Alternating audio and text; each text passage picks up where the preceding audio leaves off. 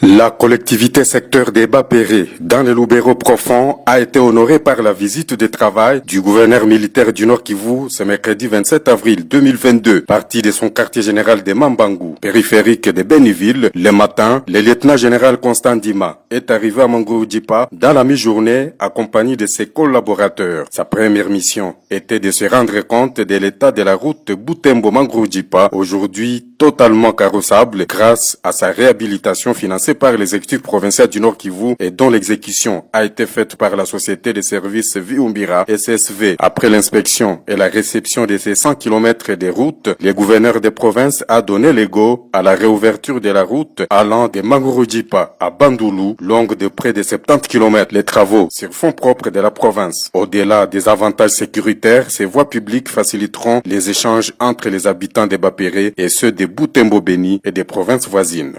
Nous avons commencé par l'ouverture de la route de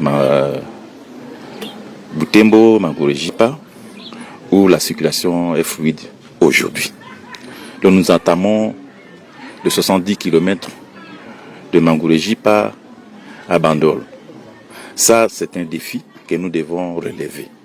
Et nous nous mettons dès aujourd'hui par l'ouverture, par le lancement de ces travaux, et nous comptons le réaliser tant que nous aurons la force. Voilà. C'est pour notre population, du point de vue économique, et aussi pour nous militaires, du point de vue opération. Vous savez, si nous arrivons à ouvrir cette route jusqu'à Lindi et traverser jusqu'à la province de Tchopo, ça va nous faciliter le manœuvre militaire.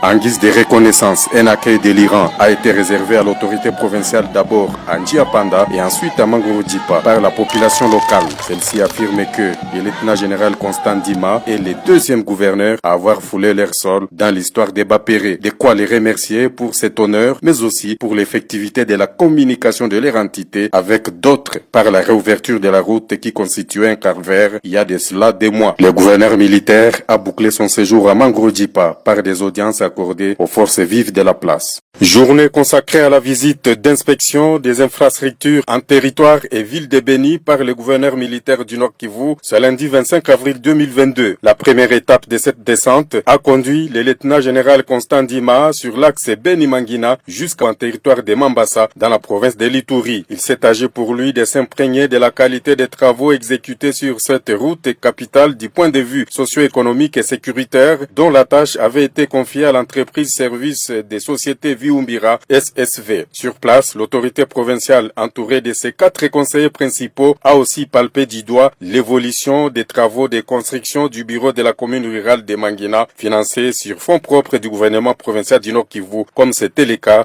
pour la réhabilitation de la route précitée. Le lieutenant-général Constant Dima s'est réjoui du travail abattu par SSV. Nous sommes venus voir le projet et je suis très content que ça marche.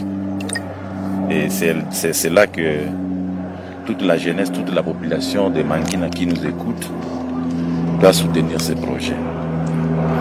Nous attendons un grand projet qui arrive pour la province, dont le projet du chef de l'État, de 145 territoires que vous avez certainement été déjà au courant. Et cela doit arriver pour que notre province en soit bénéficiaire pour le bien de la communauté. Donc notre déplacement aujourd'hui, c'était de venir palper du doigt l'avancement des travaux du bureau administratif de la commune de Mangina. La route fait aussi partie de notre inspection. Nous l'avons vu et nous sommes très satisfaits. Aujourd'hui, avec l'office des routes et Foner, il y a encore un projet pour continuer dans la province d'Ituri. Moi, je viens de visiter, ce n'est pas encore bien démarré, mais je vais entrer en contact tout à l'heure avec l'entrepreneur pour qu'on voit, parce que cette route est d'importance capitale pour nous. du point de vue opération et du point de vue économique pour notre population. L'étape suivante a consisté à visiter la voirie urbaine de Beni, l'objectif étant de poursuivre l'asphaltage de la route kilomètre témoin partant des Enera et envisager la modernisation d'autres tronçons comme la rue Mbouti devant déboucher sur la RN4 au niveau de Kanzouli jusqu'au rond-point Nyamwisi. La visite du gouverneur a été clôturée sur le boulevard Béou où 2 ouvrages seront construits par le gouvernement provincial du Nord Kivu. Nobili et Kamango, 2 agglomérations situées au pied du mont Rwenzori, étaient la cible et la destination de l'itinérance du gouverneur militaire du Nord Kivu ce vendredi 29 avril 2022. Le lieutenant-général Constantin Makongba a emprunté l'axe Mbao-Kamango pour visiter cette partie de la chefferie de Watalinga, située à une 90 de kilomètres au nord-est de la ville de Beni. C'est pour des mobiles relatifs à la sécurité et aux opérations que l'autorité provinciale a effectué une mission dans cette contrée victime des atrocités des ADF. C'est dans cette optique que le gouverneur des provinces s'est fait accompagner du nouveau commandant des opérations Sukola 1 Grand Nord, le général de brigade Kasongo Maloba et celui des opérations conjointes FARDC UPDF, le général-major Bombele. Question de remonter le moral de tous les hommes qui travaillent sous les drapeaux et palper du doigt les réalités sur différentes lignes de front jusqu'au poste frontière congolais de Nobili et précisément à la rivière Lamia qui sépare la RDC de l'Ouganda voisin. Constant Dima a également réconforté et compati avec ses compatriotes de Watalinga pour les actes terroristes qu'ils ont subis de la part des ADF. J'étais en mission d'itinérance et aussi de commandement. Vous savez qu'au niveau du secteur Sukola 1 Grand Nord, qui constitue aussi votre entité ici, il y a eu un changement à la tête du secteur opérationnel Sukola à un Grand Nord. Je suis avec le nouveau commandant qui arrive.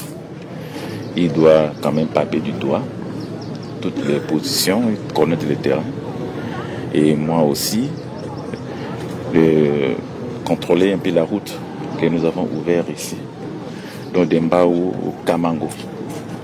Nous l'avons fait pour le besoin économique et aussi pour le besoin sécuritaire. Je crois que cette route, en devenant fluide, va faciliter la population de Kamango, de Nobili et tous les villages environnants pour l'évacuation des produits vers les centres de consommation. Nous sommes très conscients de la situation et ça fait très mal. Je viens réconforter notre population qui a souvent a été très longtemps meurtrie pour que cette population-là ait quand même un espoir donc, de la sécurité parce que nous sommes en train de travailler pour donner cette sécurité à notre population. Auparavant, au PK51, non loin du pont Semouliki, le gouverneur du Nord Kivu a visité.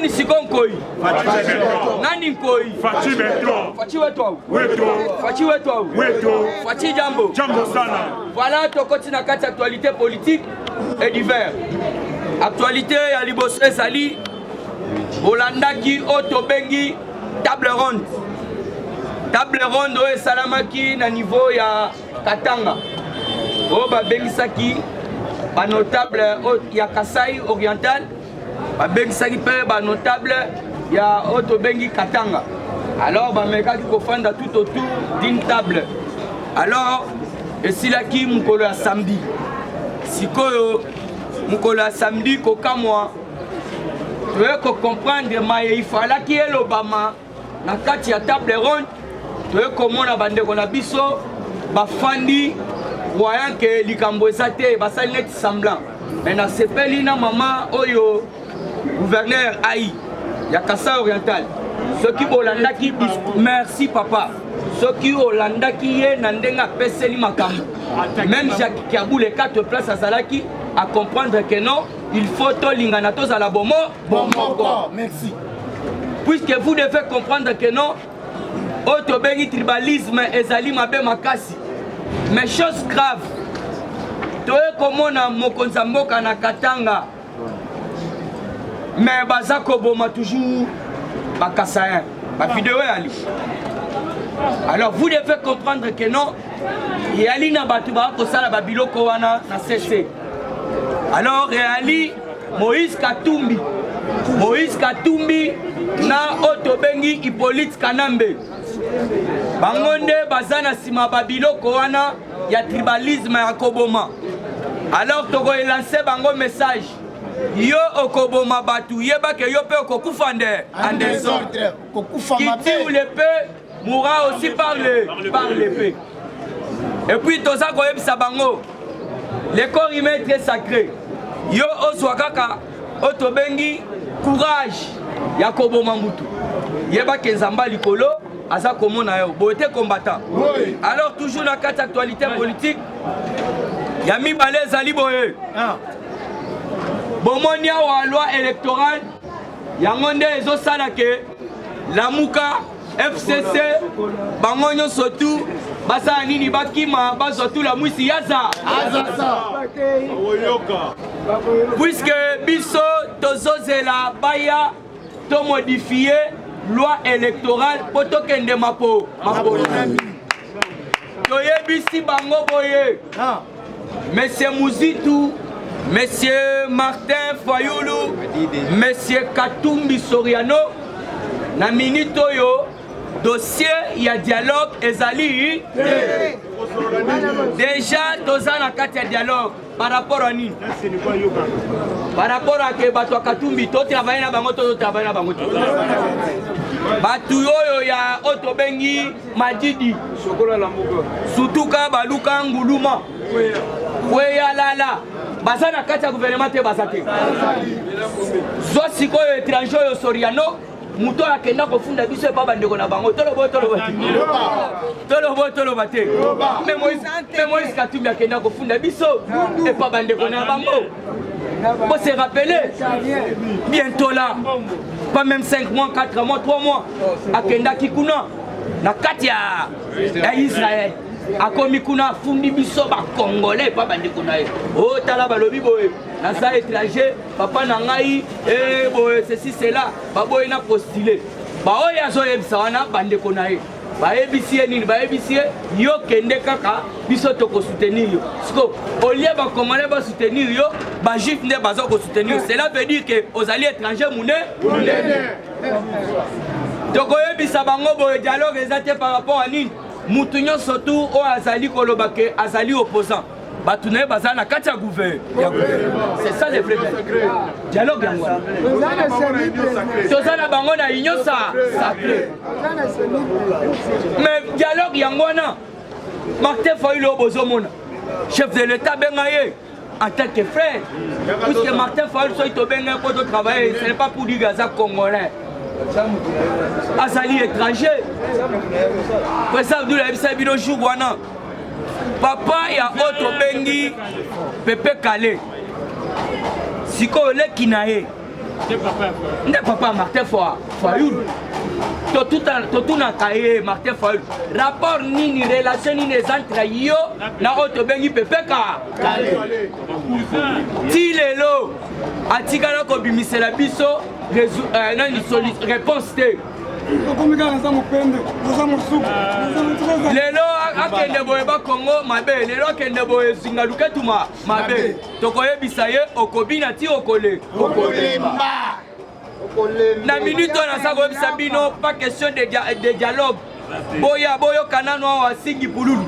Merci Otobengi député lobi boye. Loi électorale.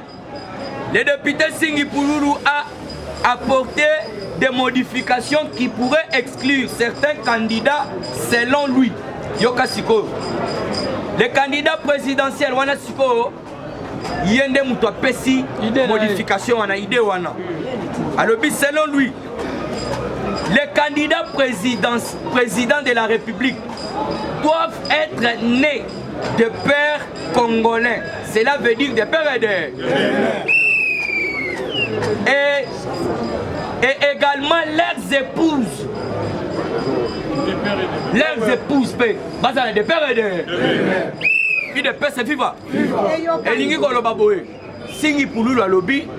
Oyo comme candidat président ya kati ya mboka na biso ya Congo.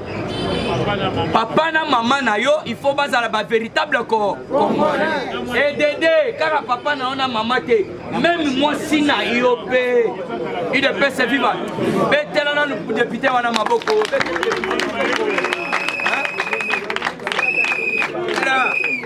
c'est là où ko beta maboko mais na expliquer yo zana moi si rwandais lokola Moïse Karine maman na rwandaise ya munene siko toke malembe exemple très typique bitumba siwa ali entre Congo na Rwanda yo président de la République mais moi si na yo roi okokote la na point barre zo siko mususolani Zingaluketu Madidi Camerounais. Alors vous devez comprendre, moi si na ye Camerounais, ye Sénégalais. Ce que tout na bino lelo Martin Fayulu on ne le souhaite pas. Puisque accident on a toni mango sous te Kabila kanambe akonza biso par accident. Oui. Par accident. Oui. Toni mali sous accident on a te. Ce que tu tiens par exemple Otto Bengi Madidi président. Mais moi si na ye Camerounais. Bitumba siko ezali entre la Cameroun na RDC. Martin Fayulu président ya Congo, moi si na ye Camerounais. Siko akokote la na nani. Au moins place au comme la politique. Difficulté. Alors loi ezali loi salvatrice. Oyo eko sauver génération na génération. Yo kobo tape bana wana il faut pas qu'on s'abango et pas véritable congolais. Merci. Talabiso difficulté tokutana ngo ya Kanambe Hippolyte 20 ans mwana maman Marceline tonton Mutwale aya beti 20 ans rien n'est changé sauf Koiba. Donc Kabila n'a pas les sons morales à couper sa biso. Toyebisi batonyo surtout bazolo bawana bakanga minoko na bangonde. Félix Antoine Tshisekedi Tshilombo bilan na ye ezali largement positif. Et puis tobakisi ezali super positif. Awa Bolandi. Biso tofani na kati ya distraction mais oui école na site Kivu. Oui, école na site qui donc na kimia en clandestinité. Oui, école na site qui vous silence la radio. 37 routes et 42 centres de santé. Oh, ça déjà kotonga mais silence la radio. Nani akolobela yango? Eric Nindu Kolongwa. Communicateur présidentiel au Colombois. Visibilité chef de l'État. Voilà qui s'arrête. Kako Zombon. Mouyaya au Colombois. Mouyaya communicateur. Il ne peut se vivre. Bisopé toko le baté, toko ventrer les beaux. Bisoto lobi toza bansaka yo sa fachibe. Tozali bansaka yo sa ya mwa iwakani. Oboya, ondima. Bisoto ko travailler ka pona fachibe. Nde makambu. Po bato yo bozo mona ya lamuka, batu ya FCC. Toko tika na komona bango te na 2023. Kana mebo tika ye asala boye. Moïse a dit que je suis donc arrêté na kokangama na 2023. Moïse Katumbi ndenga sana. Dossier à papa Kabasele, pousse café. Pousse café. Et quand il y a na Kingonde andezo. Iranium na biso ya Congo. Ya Shikolo boy. Bolandi batu wana nyonso tu minere wana bakokanga bango bakofuta lepoka kase. Puisque minere ya République démocratique du Congo ekokende ndengwana te. Fatia zosala makambo minene Bolandi même ba policier bakoka koloba te bakoka koloba te par rapport à ni salaire mati na époque Kabila etikala komata te ba enseignant bientôt là ba enseignant ya bango mati mais bako toucher yango mo oyo te vers la fin de bakosu. Alors vous devez comprendre Fati na minute ya telemeli biloko misato impôt salaire ya ba auto bengi ba agent na auto bengi donc évolution en mboka yango nde sali que non muku antombolo na mandat na ye esala eneti komatisa oto bengi et valoriser misala na ye puisque de 1 lelo ba agent nyonso tu ba matiseli bango salaire baza ko mécaniser ba mususu côté enseignement ba nouvelle unité esili nouvelle unité makamone esili bientôt la bo simba bambongo alors na comme monopoliser parole te FARDC eloko ya maka ya makasi yo so bo ke facha so salate mais tozalaki na kanamba wa armée bandai ko salela biso ni mais lelo boyo ki Gilbert Kabanda biso moko en présence na kan mabana baloni bilanga oto ko senga na muko ntombolo il faut à soutenir armée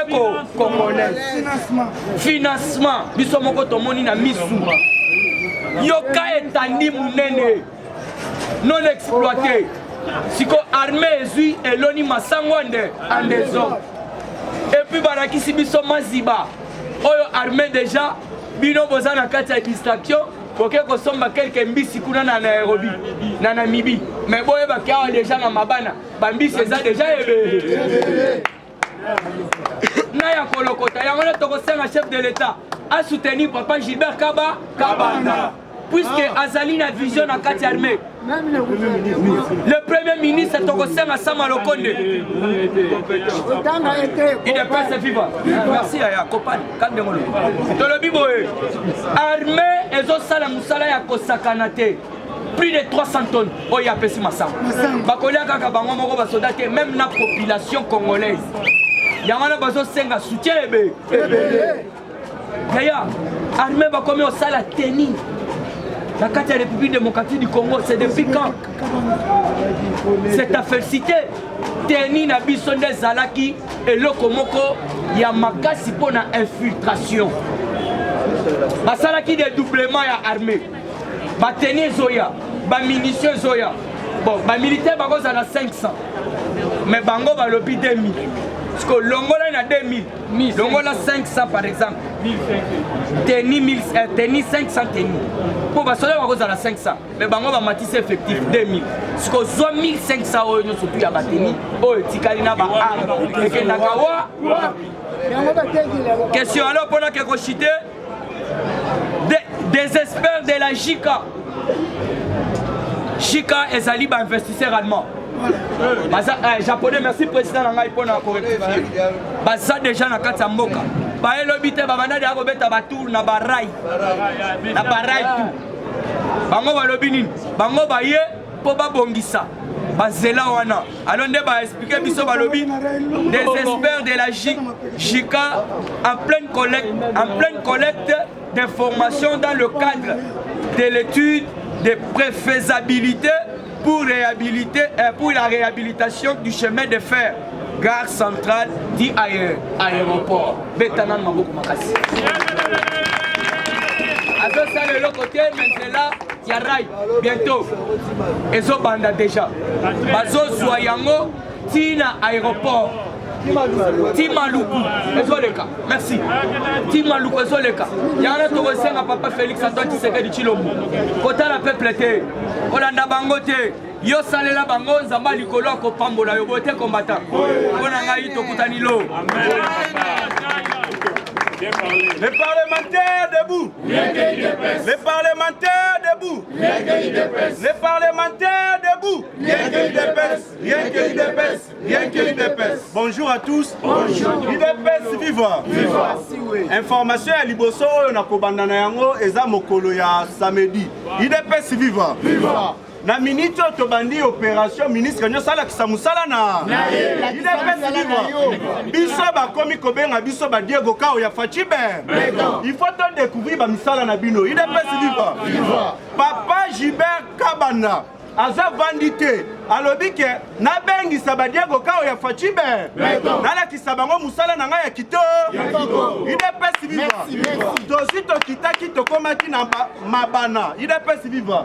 Tozito moni plus de 122 000 récoltes ya maïs. oyo ministère ya défense asali UDPS viva tozwi tosali misusu oyo bazwi baloni maintenant nous babuki te mais eloko ezoboma bango eza financièrement il faut gouvernement na biso afinancer bango UDPS viva totambola boye tomoni baplace ya bibale donc bambisi babotamaka bakufelaka kaka wana biso tozoboma nzoto tokende na Namibi biso Namibi soki to récolter soki 22 000 tonnes mais tandis que plus de 66 000 tonnes bazokufa wana UDPS viva tozwi tomonaki bamasango wana tomatelaki bamasango lokola piscine UDPS viva ozosimbi masango donc ozoyoka masango moko ya kali UDPS viva mabele na biso eza beni toza na richesse na mboka na biso meme mabele toone kicho totambola nango eza na bamindele donc banviaka yango botala neti likola bandako ozomona me banzete ezobota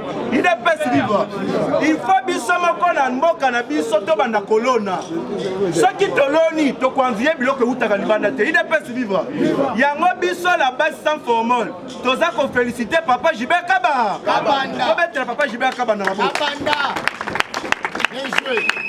UDPS viva awa tozana ba député babengaka ba député mboro eka musabino te so bomoni un député lokola papa Gilles Alingeta lobike na mboka na biso tozana bitumba te ye député wana incapable ya kochata loi moko pona ko combattre tribalisme incapable ya kocha loi moko pona social ya peuple congolais incapable ya ko accompagner état de siège na est mais capable ya ko combattre Gilles Alingeta na mabenini alobi biso tolinga tobetela député wana maboko soki ozobengisaki oyo babengi Yves Bokulu aya koexplike biso sur quelle statistique sur quelle magie oyo ozobimisi ke taux ya chômage eza na 19%. mais obengisi ye te mais Gilles Alingeta ake na politique ya flatterie biso toyebi te awa est-ce que guerre eza na est du pays barebele bakokufa te bakomi kokima te bazokanga bango te mais bozolinga Gilles Alingeta abengisa bainvestisseur aloba na mboka na biso bitumbe ezali est-ce que bainvestisseur wana bakoya bo comprendre que ce sont ces députés wana oyo batindaka minduke pa ba ADF na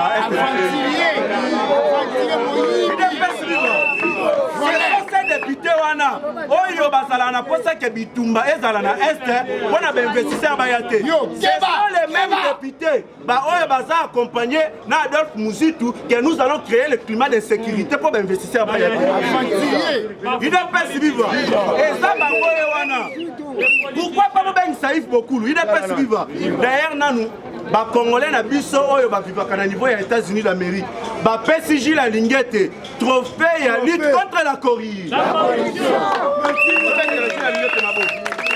Gilles Alingeta plus buyake Gilles Alingeta batambola na boko boganga UDPS viva voyez bango bien que Gilles Alingeta c'est la personne directe du chef de l'État ce qui bozo banga ete mais bobanga ta tenir la taille Fachi Beto oya komekana Gilles Alingeta biso toko paralysé parler du peuple wa tous les députés tous la musiaza bakokoma histoire et kozala ka biso peuple ne mutu te dissous de l'Assemblée nationale UDPS viva le jour bakoze comment il s'agit la Alingeta acha makolokuna biso toko dissous de l'Assemblée nationale wana otambola na bakokanga ba UDPS viva tu es comprendre même la presse présidentielle ils ont aidé mon canton Boloté. Oui. UDPS viva. Presse présidentielle a aidé mon canton Boloté. Totika jamais comme on a un écran.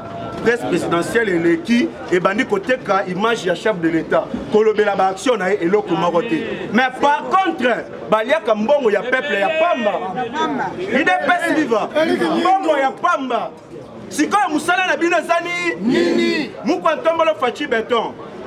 Biso to bandana yo na opposition toye na yo na pouvoir UDPS viva pe tozokene na yo na bamanda mususu na rythme ya presse présidentielle zo memela oyo baye na politique ya koétouffer yo bato sengeli on récompenser ce sont nous les parlementaires de nous ce sont nous ba communicateurs autoproclamés ya Fachi Beton Non, les communicateurs, il y a IDPS. Nous sommes les communicateurs de Fachi Ben.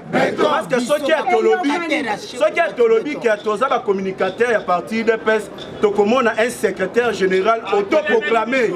À Téléméli Bisso, à Bani Koben Bisso Bamili.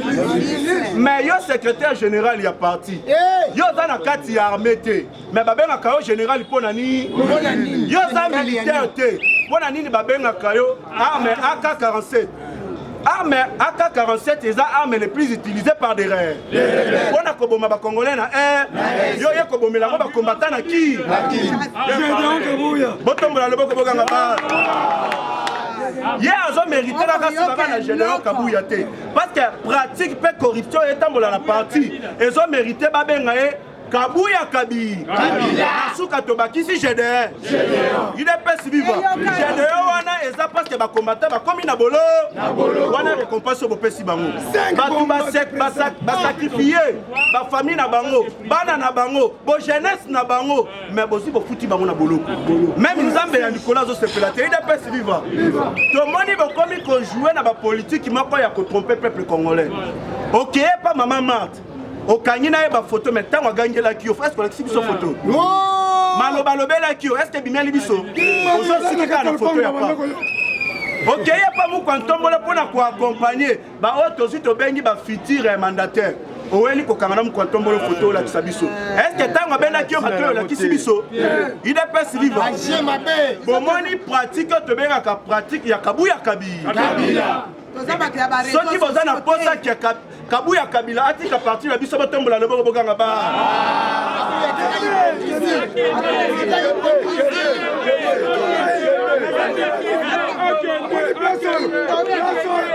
Kabouya Kende, ça place à Bakongo.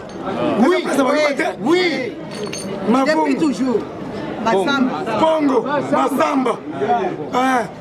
Kabili balubate. Teresonga na miabi. Kende. Il est pas si vivant. Yango tokosenga. Namu Kwantombolo Fachi Beton. Félix Antoine Tshisekedi Tshilo. Héritage ya papa na yango les okufa. Yango nem te pesa yo pour. Yango tokosenga na mama Martha Salou. Olita pembeni na papa Tshisekedi. Omulumba. Ozo yebi idéologie na e, pratique na e, et kumbel na e na parti. On les a héritage azo tiki. Mama Martha. Ce que zo landi. Kolenga ya liboko ya Kabuya, Pacho ya Kodinda. Il est pas si vivant. Ozo senga na mama Denise Nyakero. Yonde Mutoza, la première conseillère ya mobile na yo. Teya Fachi Beton. Partir zo kene na koku. Il est pas si vivant. Tu comme à niveau ya Guadolite, il est pas si vivant. Banzela nyoso wana Fachi azobeta ngo beton na be. Mais presse présidentielle silence radio. Il est pas si vivant. Tozi to comme lisusu na niveau ya Beni Butembo. Ba transformateur ezo kiti kuna pona Beni na Butembo ezo courande. Zobeta na Fachi beton mabo. Il est pas si vivant. Et ça là ki ngai moi koseka, tangu nazwi la moni André Mbata. A su poste na ya premier vice-président ya Assemblée nationale. Kabouya nem tatindi été. Kabouya a comme na politique moko ya domination. Yo bimisela ki biso candidat na yo arrête toi. Biso to telemelio. Tolobi que nous allons vanter les bois. Ce qui André Mbata bimité. Yo Kabouya Kabila ko pona place ko kendele. Ko bang ezo salio. André Mbata obimisie parce que lingi était. André Mbata za grâce na biso yo no kei place wana. Il a pas suivre. Cause la dominer et pas ya Kabouya Kabila te. Ole kia na maele musi. C'est la kaka toyo. Ko vanda na o ya ngwende. Tomoni a déjà battu Moïse Katumbi Bandegolela. Et André Mbata nenga so vandir na loi ya congolité ko za la docteur Assemblée nationale. Il est pas vivant. Et puis battu ya Moïse Katumbi batelemi. Balobi Félix Tshisekedi Tshilombo, tu comprends que vous avez créé stratégiquement qu'il y a écarter Moïse Katumbi dans la loi de Noël Tchani. Mais tu comprends la bino. Est-ce que la loi de Noël Tchani est comment il y a Moïse Katumbi? Et ça, la loi est le baquet qu'on verrouille la poste clé en Mboka Nabiso. Il pose à la Congolais de père et de mais ceux qui vous tournent bino, à ça Congolais de père et de mère. Le problème il y a Fatih na Katizani. Botika Kindo.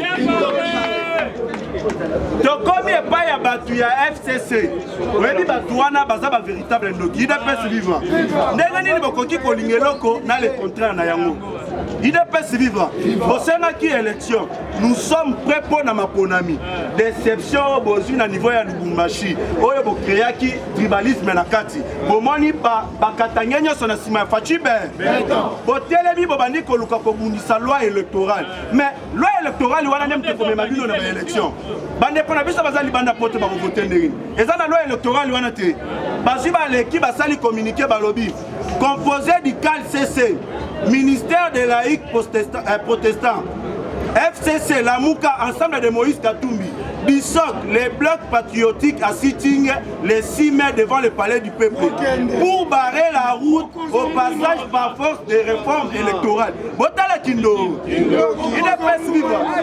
Oyebi Batouya, FCC, ensemble de Moïse Katumbi. Bah, comprendre la politique, il y a Fachi Beton, il est presse vivant. Fachi Beton, la politique, a comme ça là. Botala Basile Olongo, il y a comme pasteur. Botala Basile Olongo, pasteur. Grâce à la politique, à Fachi Beton. Bakomi bien pasteur Basile Olongo yewana bandi kopenga batunyo so bakosa ate ya bango ande ah Basile Olongo azo komi pasteur bino ebele bino boko kufande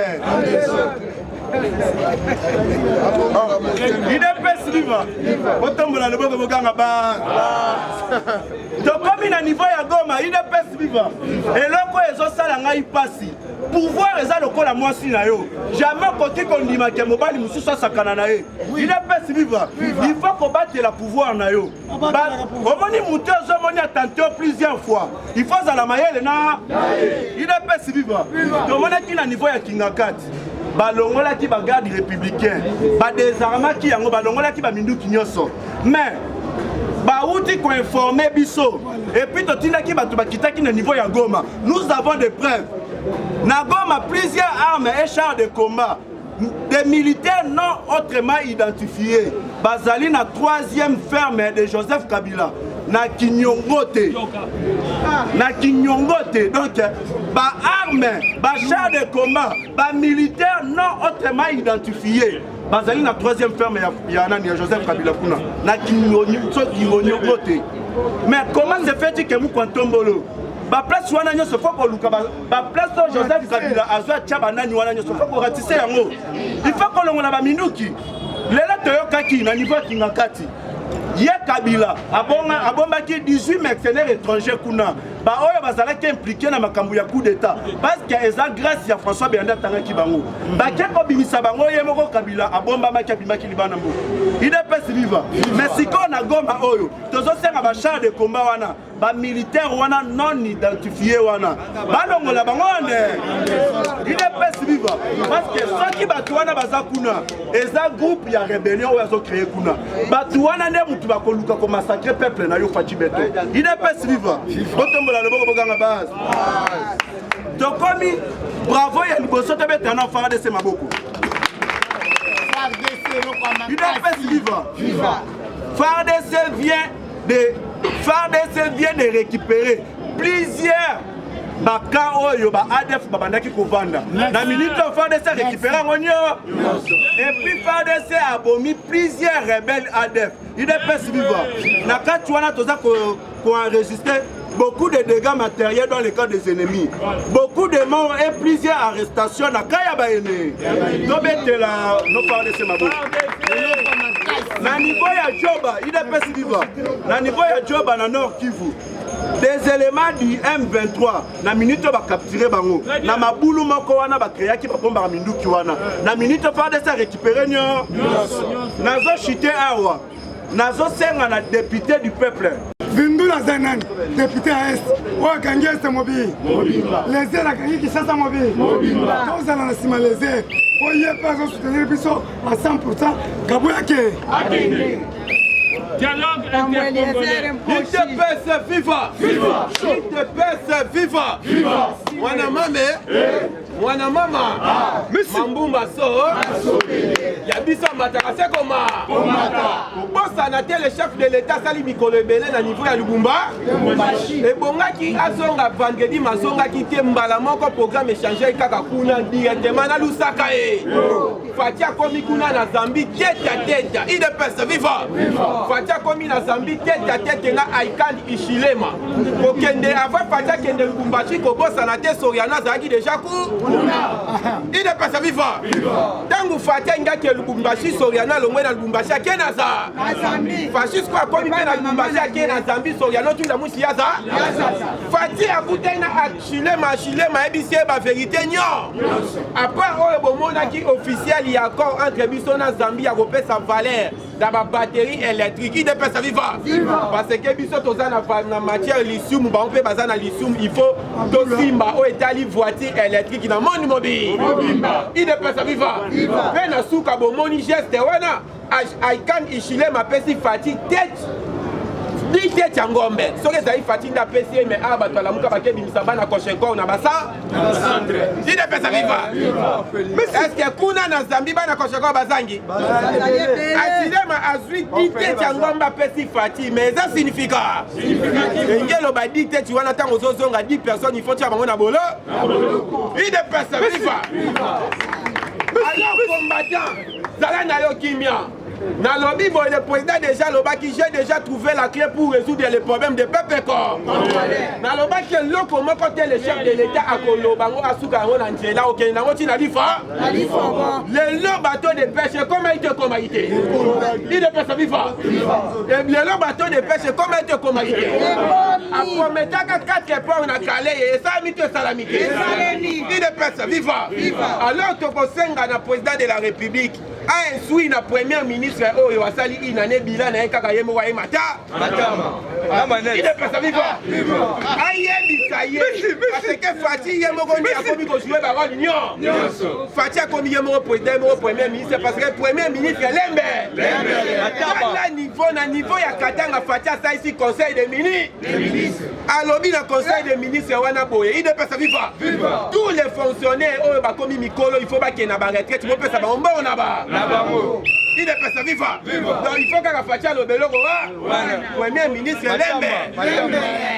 Fatia le ministre, il faut relancer le plus vite possible les projets. Il y a 145 territoires. Moi, je suis comme biso pe ba combattant au sein de mon conservatoire et l'ensemble il faut ballon là-bas administrateur ba territoire non. Parce que baza ba kabiliste, il est pas vivant. Soit to lobby parce que pour na kaka ya ta awa makambu grave leki na niveau ya Congo ça centralisme ici il ne peut pas vivre to sengi na président avoir 145 territoires et banda tout l'administrateur ya territoire balongo là-bas batia ba oyo ba kozana idéologie ya Fatima parce que na Congo central makambu leki ya somo il y a plusieurs découvertes il y a minéraux on va découvrir na territoire Songololo na minute eza mbenda bika opesi mbwambo abo Kagame koya na ya na Congo Brazzaville eza moyen pour na baluka babiloko wana ekatisaka il ne peut pas vivre parce que vivre Fatia contrôler ba aéroport bango bangi ba contrôler siko ba port c'est la raison Fatia voulait ko liboso ba ki faut quand on ba port nyon il ne peut pas vivre wana to ko pesa détail na ngolobi pena o etali ministère toujours premier ministre il faut passer le système il manque aussi Sanjala il ne peut pas vivre système en gros simple tous les ministères tous en 55 ministres ceux qui n'ont 55 ministres on tous les ministères bon ministère mon pas en bilangana il ne peut pas vivre toute l'entreprise publique il y a l'état entreprise l'entreprise en bilangana ba on a ça en bilangana on ça en bilangana ministère il y a agriculture ça en bilangana ba exemple tout le monde il y a défense il y a défense. Quand la ministère a défense, ça dit maman na baïta. Oui. Wana ba rozwa masangu fin du mois ba pesi ba soda et c'est roté. Tous les ministères. Si ne pas ça vivre. Na salaire il y a ba député il y a $13,000. Assemblée nationale il passe à la bilangana. Kata bango à la bilangana 500 aussi baïta. Fatia lobi tozana 80 millions d'États, il y a terre arabe. Il ne pas ça vivre. Il y a terre arabe. Si quand on a un étranger, ne va pas exploiter. Yango to boy peut loi wana ya papa ba tu lukwe. Congolais bisomo. Fatigue tous les ministères basés tous les ministères basés à Batanki, c'est-à-dire Mazi. Et qu'on a la fin du mois, Batu na Batu Baké, qu'on a ça qui na ministère là-bas, bah fonctionnaire Baké, Manani Baké, est-ce que vous avez ça là? Bon, vous avez $15 000, $15 000 Wana. Pourquoi vous avez $2 000, il ne peut pas vivre. Wana et l'autre, c'est chef de l'État. Merci combattant.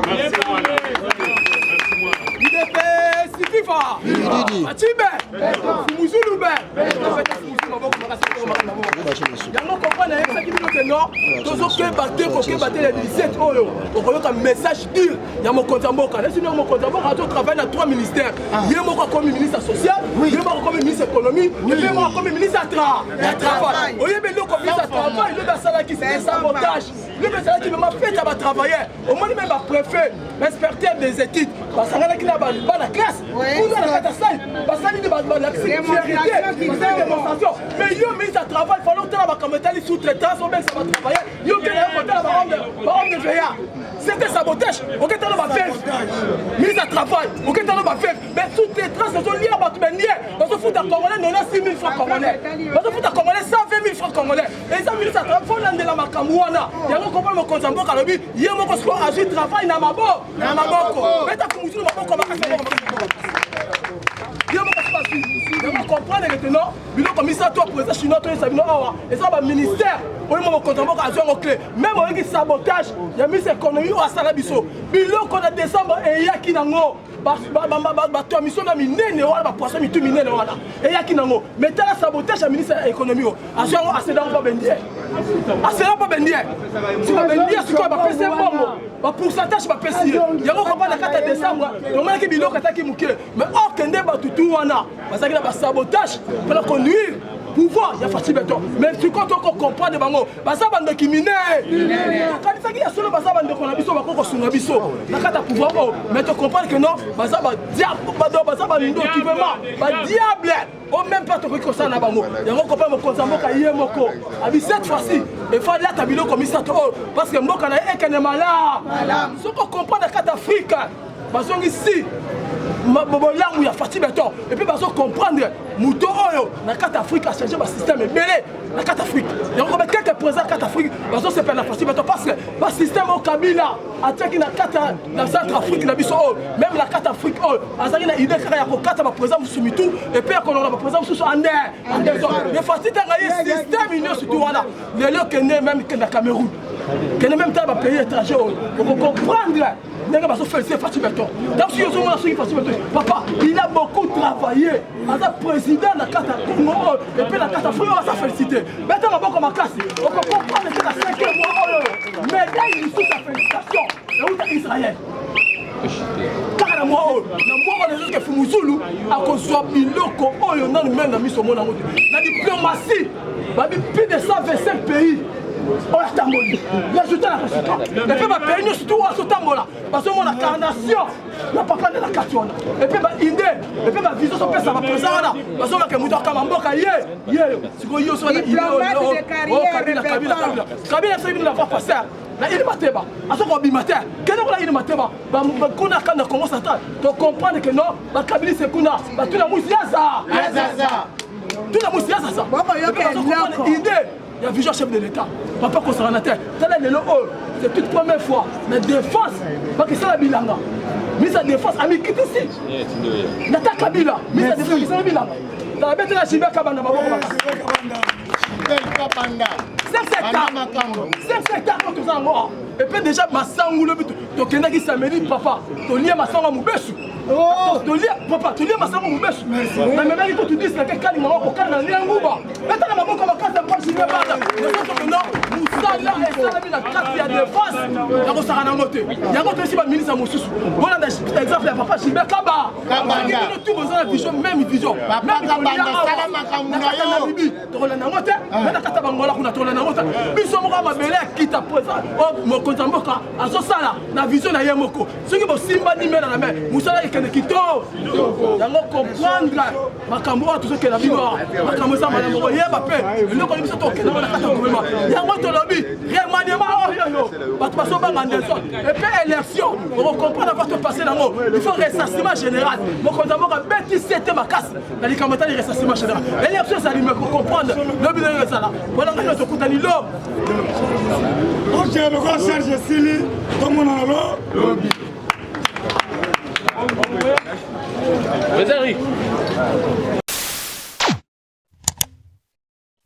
Africa cool, et abena cool, Africa cool, abena cool, le quoi cool matopi, cool. En tout cas, les chaînes y a bien, et puis vous êtes très rapide, ils êtes très rapide, les chaînes moko, bako ça a bien confiance. En tout cas, nazo senga na bato oyo nanu ba souscrire te bazwa. Donc, ils ont vraiment neti oyo balobaka ke boka lelo, lamba lelo, lia lelo. Vous voulez le Congo? Pour que le Congo devienne cool, pour suivre les cools analyses, alors revenez et abonnez-vous massivement. Bobozana Moana, massivement. Africa Cool, c'est la destination de prédilection pour une communication optimale. Longo Dianabino Mama. Merci beaucoup. Et au monde de la chaîne, impartial. Le rôle de Babino, vous méritez le soutien de la population ainsi que des institutions compétentes.